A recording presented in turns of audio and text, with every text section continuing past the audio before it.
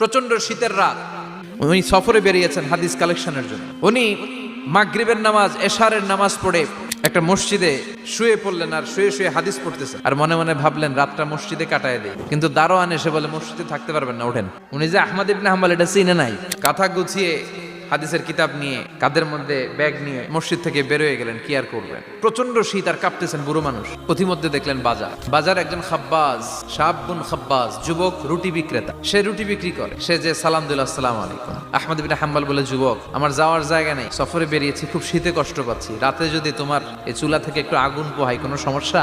যুবক বলে, না না সমস্যা না, আহলান ওয়া সাহলান, বস আমদের, আসেন আসেন, আপনি আগুন পোহাইলে আমার সমস্যা কি? আল্লাহ শুকরিয়া করে উনি বসলেন আর আগুন পোহাচ্ছেন। আর খেয়াল করলেন যুবক রুটি বানায় আর পরে আস্তাগফিরুল্লাহ, রুটির দলা বানায় পরে আস্তাগফিরুল্লাহ, খামির বানায় আর পরে আস্তাগফিরুল্লাহ, খালি এইটাই পড়তেছে। ইমাম আহমদ ইবনে হাম্বল তো অবাক, কিরে এটা আবার কেমন যুবক, খালি আস্তাগফিরুল্লাহ। উনি প্রশ্ন করলেন, যুবক ঘটনা কি?